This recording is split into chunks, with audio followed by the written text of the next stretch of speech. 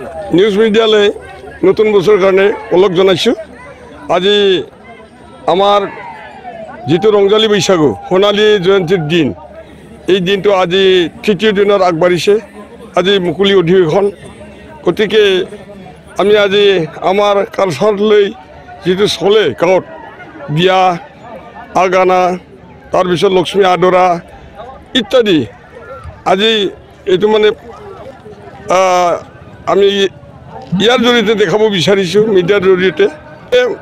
আজি আপোনালোকৰ জৰিয়তে আমি গোটেই অসমত আমাৰ ট্ৰাইবেলৰ যিটো কালচাৰ, মানে মাছ মৰাৰ পৰা আদি কৰি নখোৱা গোটেইটো লক্ষ্মী আদৰি আনি নখোৱাৰ পিছত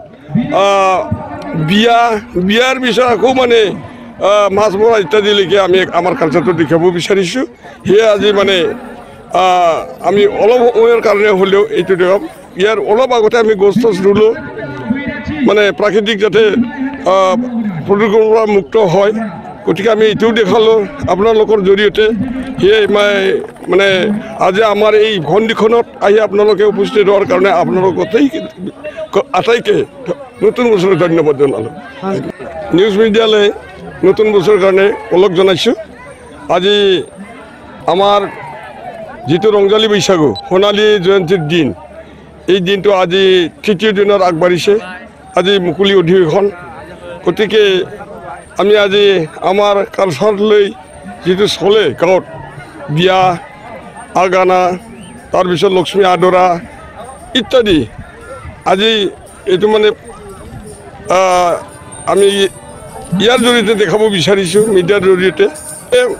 আজি আপোনালোকৰ জৰিয়তে আমি গোটেই অসমত আমাৰ ট্ৰাইবেলৰ যিটো কালচাৰ, মানে মাছ মৰাৰ পৰা আদি কৰি নখোৱা গোটেইটো লক্ষ্মী আদৰি আনি নখোৱাৰ পিছত বিয়াৰ পিছত আকৌ মানে মাছ মৰা ইত্যাদিলৈকে আমি আমাৰ কালচাৰটো দেখাব বিচাৰিছোঁ।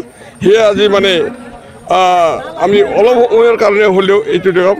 ইয়াৰ অলপ আগতে আমি গছ টছ ৰুলোঁ, মানে প্ৰাকৃতিক যাতে প্ৰদূষণৰ পৰা মুক্ত হয়, গতিকে আমি এইটোও দেখালোঁ আপোনালোকৰ জৰিয়তে। সেয়ে মানে আজি আমাৰ এই ভণ্ডিখনত আহি আপোনালোকে উপস্থিত হোৱাৰ কাৰণে আপোনালোক আটাইকে নতুন বছৰৰ ধন্যবাদ জনালোঁ।